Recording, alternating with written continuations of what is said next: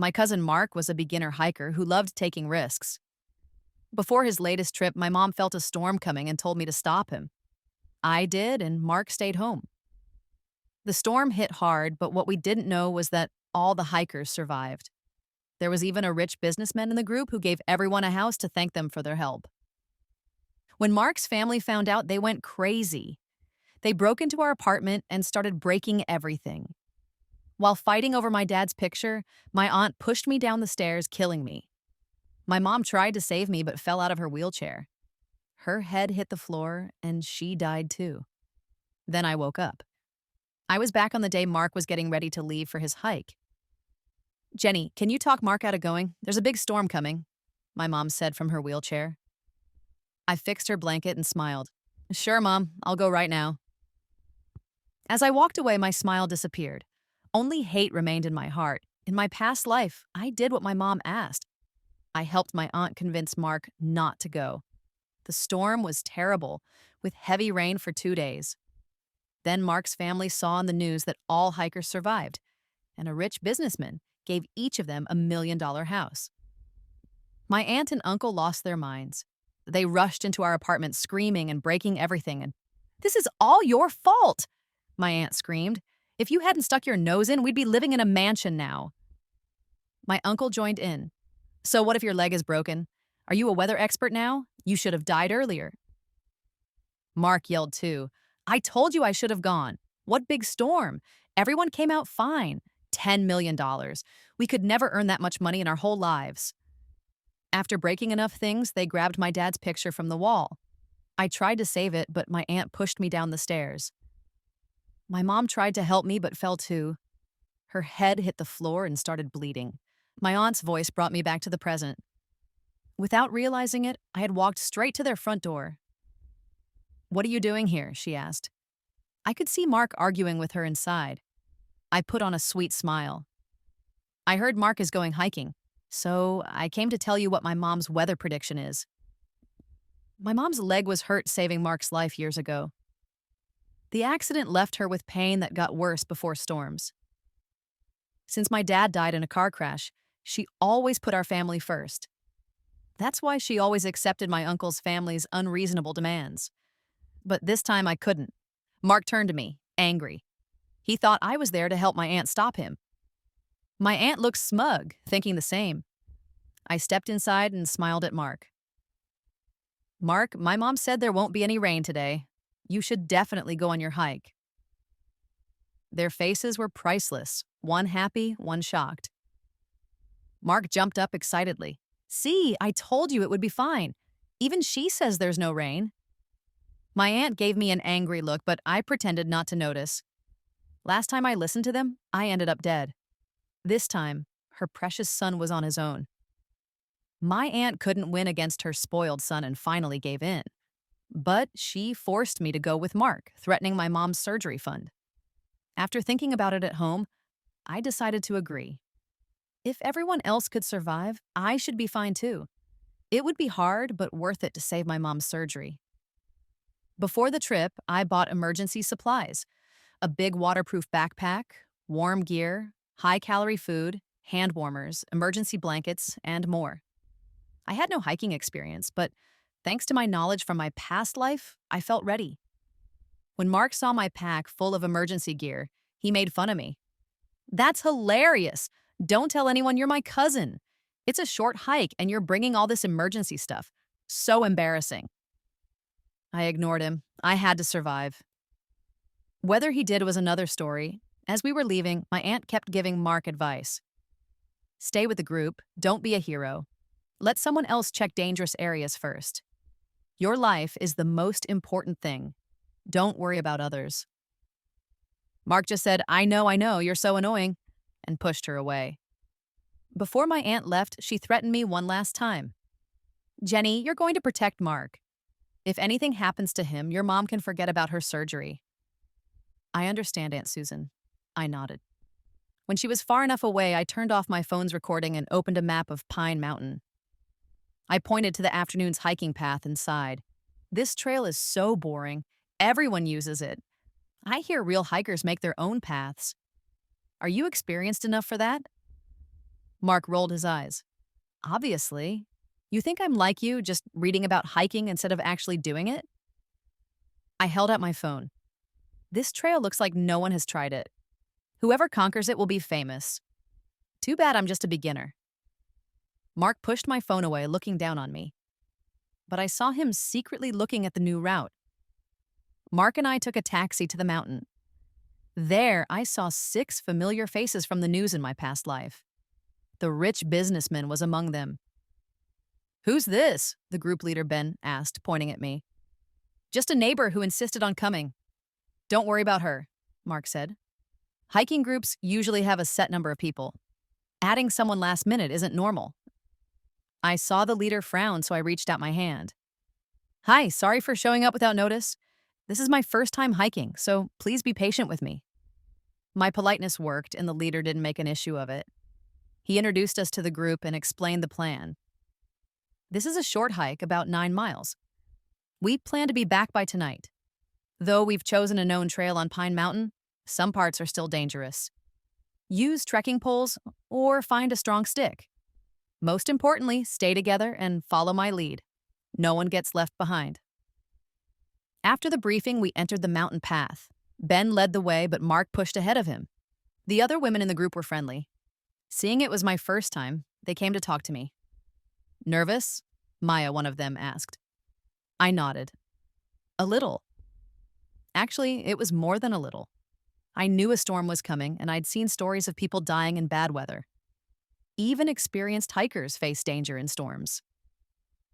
For a first-timer like me, it was impossible not to be scared. Emma, another hiker, said, "Don't worry, we've all been there. Just stay with Ben. We're all experienced. We won't let anything happen to you." I was grateful for their kindness. After a moment, I decided to test something. "If I told you there's going to be a huge storm today, would you believe me?" The women looked at each other and smiled. Maya said, "We checked the weather before coming." "No rain, don't worry." With the sun shining so brightly, no one would believe me no matter what I said. So I dropped the subject. I'm not athletic, and with my heavy pack, I got tired quickly. Sarah noticed me struggling and offered to take my bag. When she felt how heavy it was, she asked, "Why is your bag so heavy? What did you bring?" I smiled shyly and showed her my emergency supplies: food, water, and waterproof bags. She laughed and called Ben to let us take a break. Mark was ahead of us, clearly tired too, but trying not to show it. He gave me a dirty look and sat down further up the trail. When Ben saw what was in my pack, he gently lectured me. "The weather's good today, and the trail isn't long. You don't need so much emergency gear. Can you still carry it? If not, we can share it among us." I could see why the businessman in my past life was so grateful to his teammates. This group was incredibly kind, except for that spoiled brat ahead of us. I didn't pretend to be tough. I let them divide most of my supplies. After all, I knew how many people would be on the hike and had packed enough for 8. When the rain started, everyone could take what they needed. We continued walking and resting until we reached the halfway point. Suddenly, an argument broke out ahead. No. When we formed this group, I made it clear, stay together and follow the leader's instructions, Ben said firmly. "This trail has been walked by thousands of people. What's the point? Don't you have any sense of adventure?" Mark argued. I walked up with the others and saw Ben and Mark arguing. Zach, the rich businessman, tried to help calm things down, but Mark pushed him hard. "Get lost! This has nothing to do with you." I was tired, but seeing a walking $10 million opportunity get pushed, I rushed over to steady Zach. "What are you doing? What did we talk about before we left?" "Didn't your mom tell you to stay with the group?" I reminded Mark. Maya joined in. "Yeah, we agreed on the route. We stick to the plan. You can't change it halfway." Sarah added, "If you want to go that way, come back another time with another group. Don't throw a tantrum today. Nobody will put up with it." Tom also took our side. "The trail you want to take is blocked off. It's completely wild and no one has hiked it. The plan was to stick together. We're not risking our lives with you. Stop being stubborn or it'll be dark before we know it." Mark, used to getting his way at home, turned red as everyone ganged up on him. He was furious. "You're all cowards. If you won't go, I'll go by myself. When I'm famous for this, don't come crawling back. With that, he angrily started walking away, but Ben grabbed him. Mark, I'm the leader. There's no way I'm letting you go off on a new trail alone today. Calm down.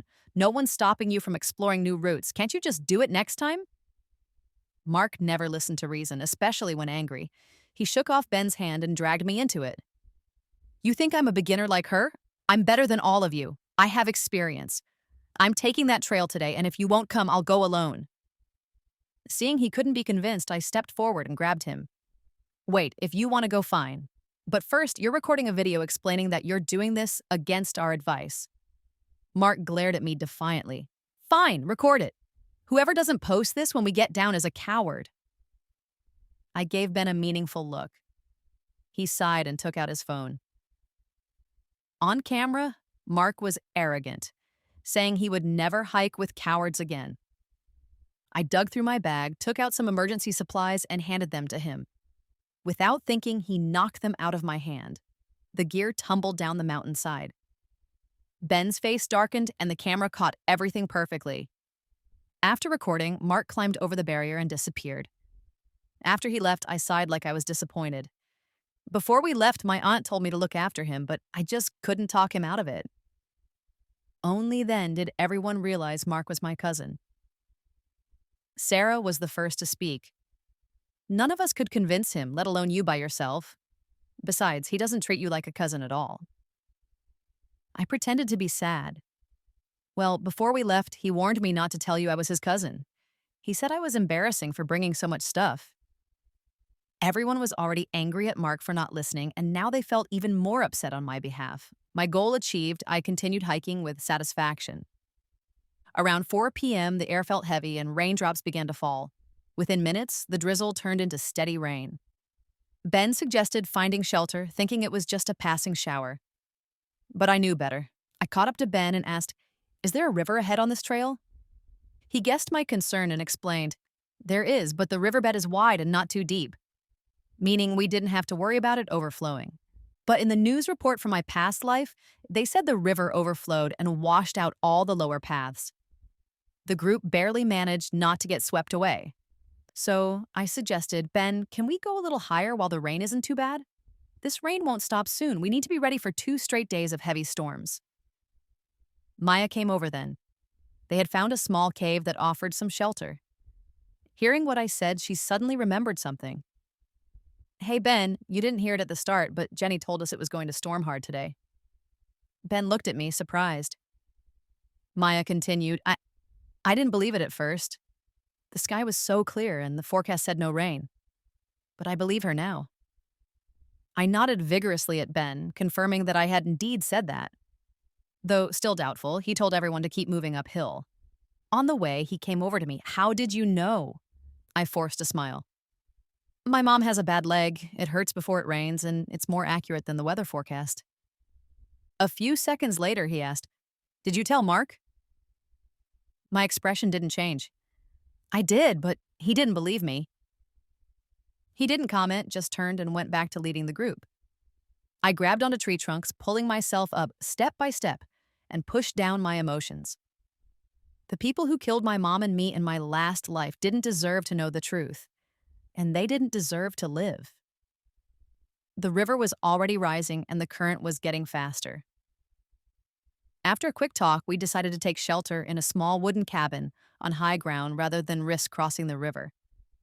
The cabin was old, but safer than the cave below. Just as we got inside, the rain got much worse, turning into a downpour. Everyone's shoes and clothes were soaked, dripping water all over the floor. Ben told everyone to change into dry clothes while I took out hand warmers and towels from my pack and passed them around. In a storm this heavy, it was impossible to stay completely dry. The mountains were already cold, and staying warm was critical. The light outside faded quickly. Even though it was not yet 6 o'clock p.m. in summer, it was almost dark outside. I took out my lighter and started a fire with the few dry logs we found in the cabin. Ben stood to the side, checking his phone, looking worried. I went over to him. What's wrong? He sighed. No signal. I remember the rescue from my past life only started after the storm passed. Even with a rich businessman in the group, a 2-day downpour made rescue impossible. So I tried to comfort him. Even with a signal, a rescue team couldn't get in until the storm stops. The rain's too heavy. He nodded, then shook his head. Mark, I've lost his signal. My hand, which was searching for food, froze. You could see Mark's location? Ben showed me his phone. It was a location tracking app. I slipped a tracker in his bag when he left. I was worried, but now the signal's gone. He pulled up the hiking map and zoomed in on the spot where Mark's signal disappeared. Here, the slopes are too steep, and it's low ground right in the path of this downpour. If he didn't find higher ground for shelter, he's probably in big trouble. I took the phone and stared at the spot where the signal vanished. When I finally spoke, my voice was calm. Ben, I've always believed your life is your own. If you don't care about it yourself, it doesn't matter how much anyone else worries. Don't you agree? Maya called my name, interrupting our dark, silent stare. The emotions and thoughts in our eyes were unreadable. What's wrong? I snapped back to reality and smiled at Maya. Nothing. Though she looked confused, she didn't ask more. She handed us some food from her pack. I've got all the food in my bag. Eat something, get your strength back. I pulled a power bank from my pack and handed it to Ben. Keep your phone charged, whether it's to save yourself or someone else. Without looking at him again, I got up and walked over to the others. The rain still hammered against the roof as we sat around the fire making small talk. Somehow the conversation turned to me. Emma asked, Hey Jenny, when we started, you said it was going to be a huge storm. How did you know? The others looked at me curiously. I pushed another log into the fire. My mom has a bad leg. It hurts when it's going to rain, and it really hurts when a big storm is coming. Everyone seemed to understand and feel sorry for me. Maya asked, So when you told Ben it would rain for 2 days, was that your mom's prediction too? I looked at her innocent face and couldn't help but laugh. No way, my mom's not a fortune teller. Then how did you know? Maya pressed. I shrugged. Who knows, maybe I'm a time traveler and can see the future. They clearly didn't believe me, taking it as a joke. Only Zach, the young businessman, looked at me with wide, curious eyes and asked, Can you really time travel? The group burst into laughter. Ben came over and started organizing a watch schedule for the night. With 4 women and 3 men, the guys volunteered to take all the shifts so the women could sleep. In the middle of the night, the sound of the rain mixed with movement inside the cabin woke me up. When I opened my eyes, I saw Ben and Tom moving between the sleeping bags. What's going on? I sat up, suddenly alert. Ben was wrapping an emergency blanket around 2 of the women. He took a second to answer. Zach has a fever, and Maya and Emma are showing signs of mild hypothermia. Do you have any fever medicine? I immediately got up, dug through a side pocket of my pack, and handed the medicine to Tom. Other than me, no one had been mentally prepared for this kind of extreme weather. After being soaked by rain all day and dealing with the sudden turn of events, their bodies were giving out. Sarah woke up too and started placing hand warmers around the 2 women to help warm them up. I improvised a small steamer with a plastic bottle and activated a few self-heating packs. I poured mineral water in batches to heat it and handed the warm water to Sarah. It was a trick I'd seen online for treating mild hypothermia, drinking warm water to raise body temperature. Zach, however, was burning up, tossing and turning with soft whimpers. After Tom gave him the medicine, he finally settled down and fell asleep. After a long while of taking care of everyone, I noticed the sky outside was beginning to lighten. The 4 of us took turns watching over the sick ones, catching sleep when we could. It wasn't until 3 in the afternoon that they finally started to wake up. They were in much better shape than they had been during the night. I had thought that with my foresight, everyone would be spared the worst. But fate had other plans. At 4 p.m., the cabin collapsed.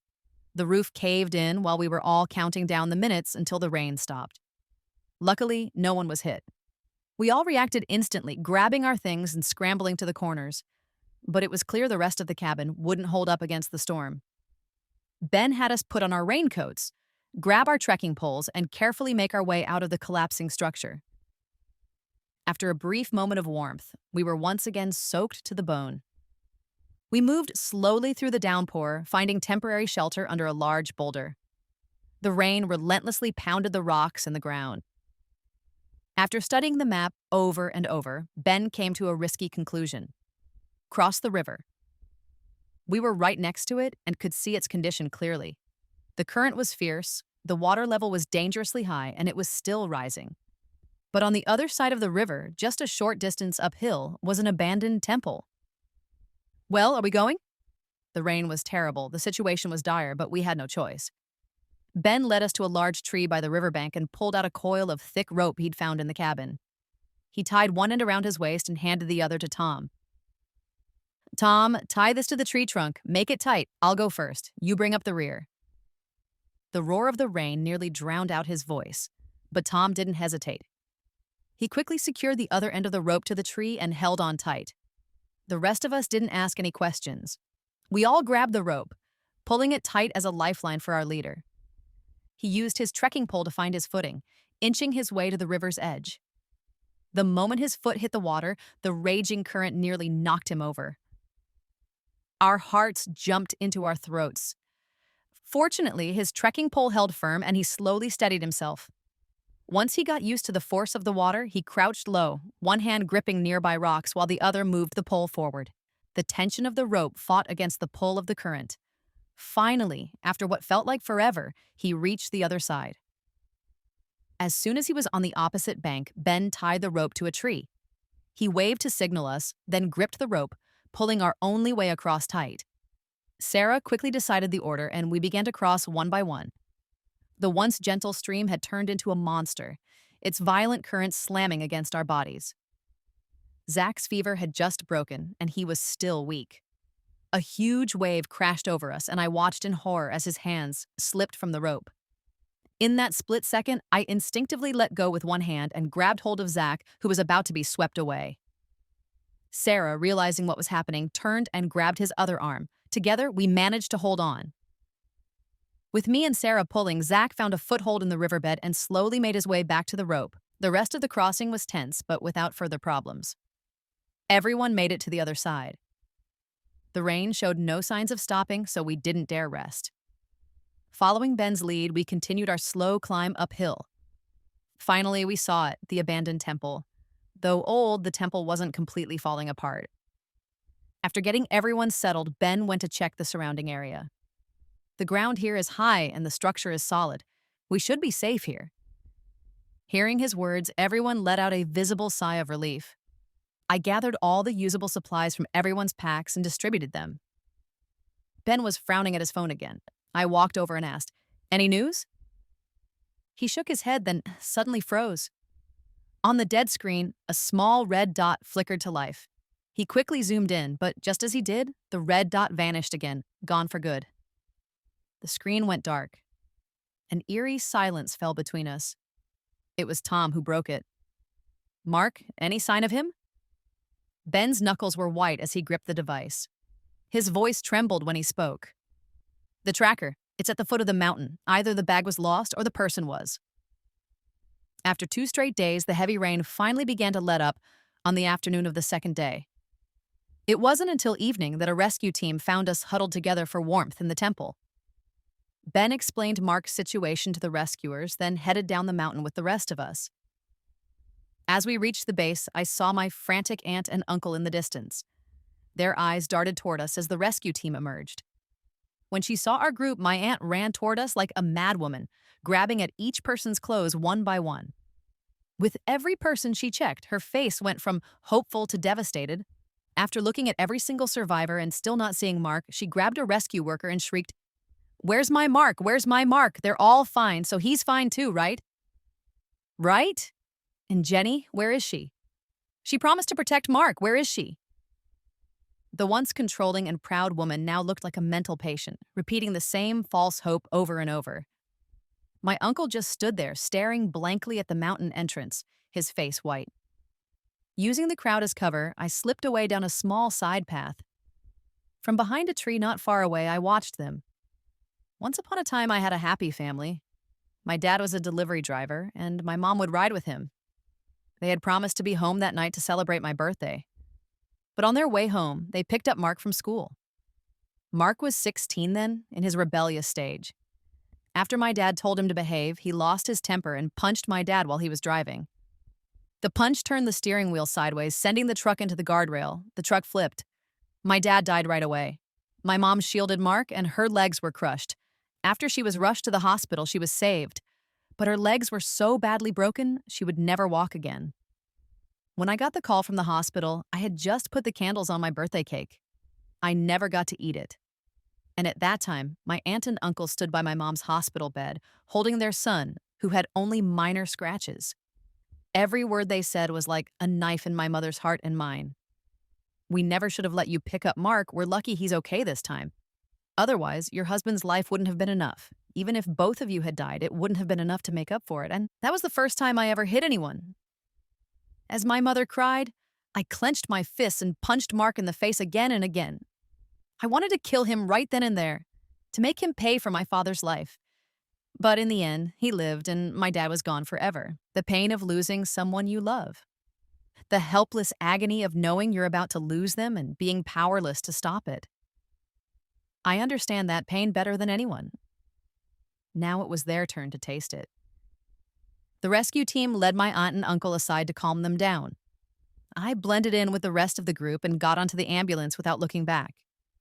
A quick check showed that everyone was stable. Only Zach's fever kept returning, so he was admitted to a VIP hospital room. The other team members' parents all rushed to the hospital, grateful for their children's survival.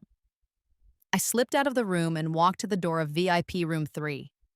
2 bodyguards stood like statues outside.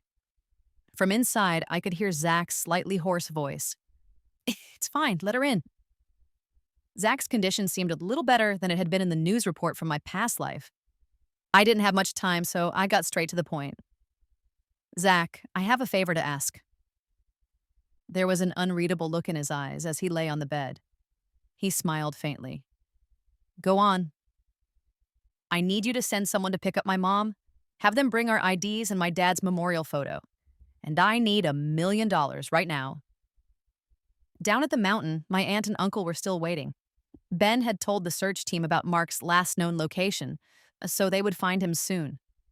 I had to get my mom and leave before my aunt and uncle could pull themselves together. Zach didn't hesitate. After getting the address and my bank account number, he made 2 quick calls. "An hour from now, your mom will be waiting for you at South Station. The $1 million is in your account."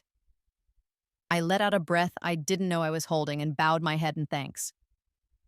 Zach asked, "Does this count as repaying you for saving my life?" I smiled. "It does. $1 million for your life. A bargain." Zach replied, "Even though you knew I would have given you 10 million. My body went stiff. I looked at him, shocked and suspicious. His expression was calm as he continued. "Your cousin still went to Pine Mountain later. He went alone and never came back. Your aunt couldn't understand why her son died when all of us survived our trip. So one day, when I wasn't paying attention, she ran out of nowhere and stabbed me." Zach touched his stomach as if he could still feel the pain. "That knife wound, it really hurt like hell, and after that, just like me, he was reborn." During that rainy night when his fever kept spiking, he thought it was all a dream. It wasn't until he heard what I said that he realized it had all been real. I said goodbye to Zach and took a cab to South Station to meet my mom. Hearing about what happened to my cousin and aunt in my past life, I wasn't sure how to feel. All I knew was that each life has its own grudges and its own fate. But I didn't regret the choices I made in this one.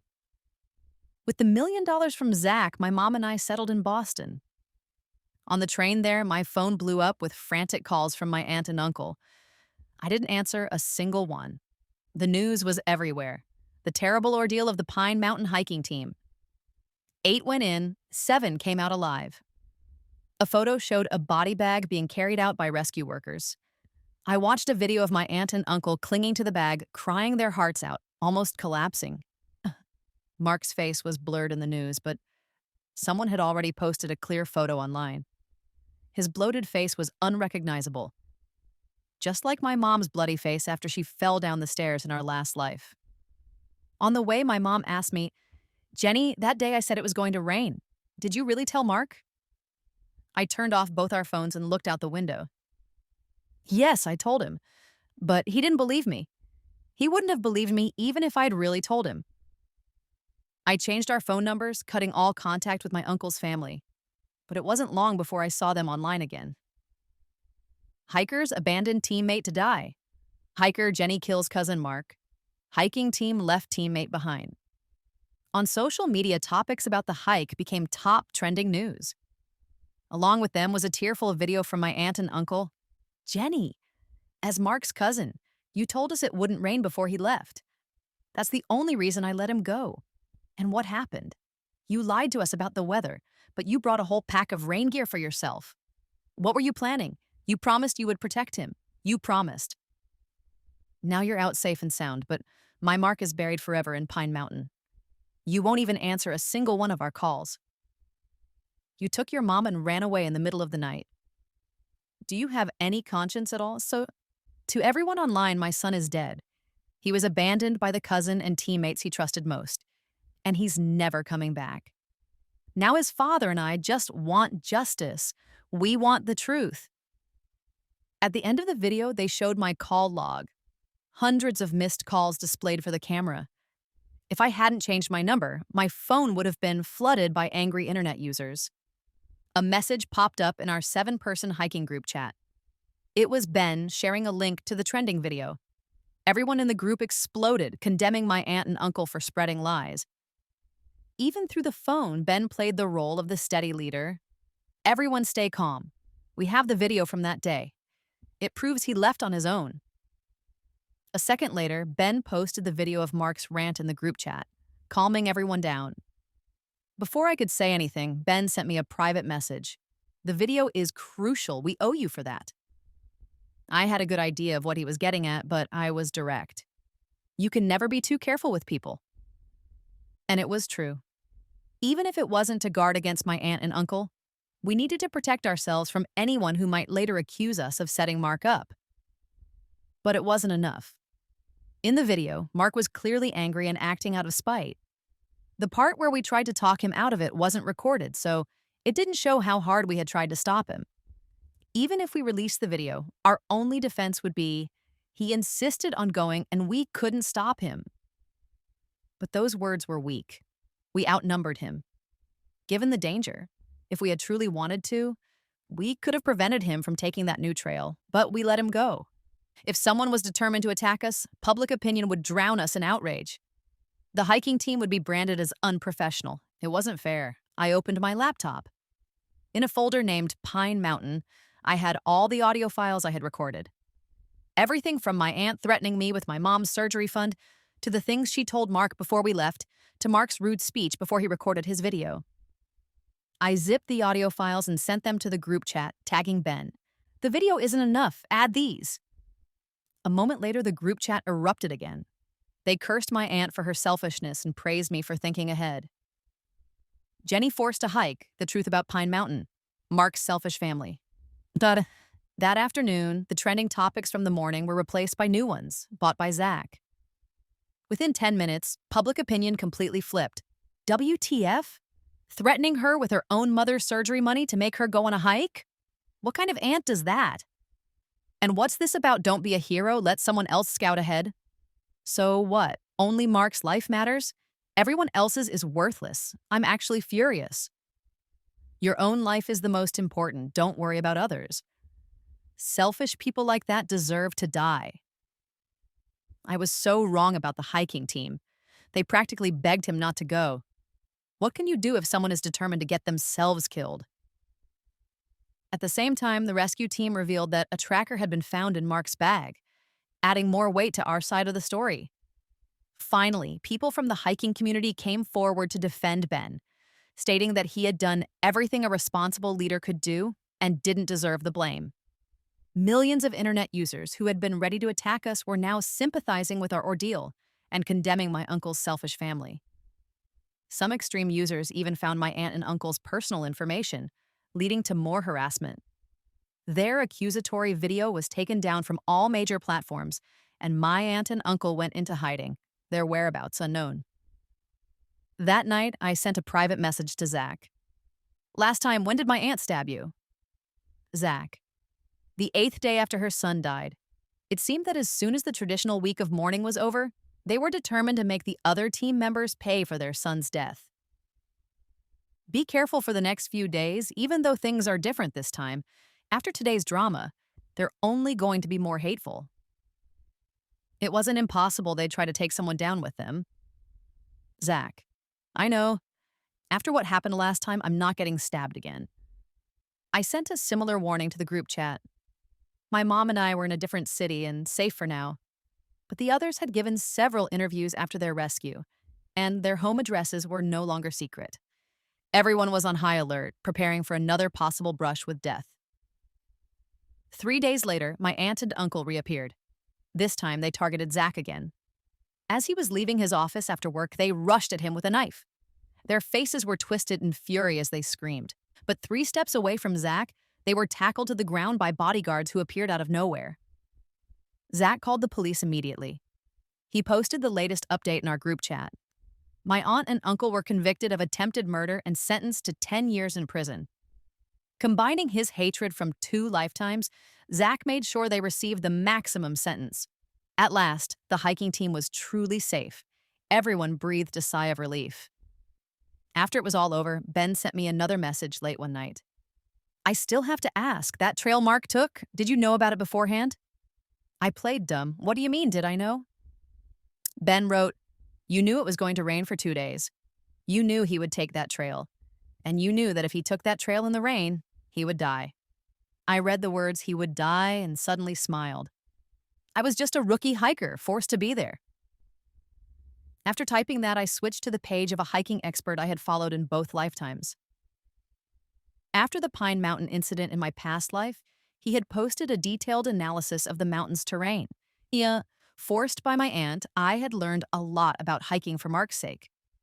Of course, that included this expert's analysis, which I knew by heart. There's one trail on Pine Mountain you should absolutely never take. This one right here. The slope is incredibly steep, and the terrain is treacherous. If there's heavy rain, it's almost guaranteed to cause a landslide, and anyone on it is almost guaranteed to be a goner. So what I'm saying is, Jenny, stop looking at your phone. It's time to eat. My mom's voice came from behind me. I got up and left my phone on the table. On the dining table was a small cake with my name on it. For the first time in 6 years, I was celebrating my birthday again. In the photo on the wall, my dad was smiling brightly as if he were telling me, "You did great, kiddo." As for that part about he would die, of course I knew.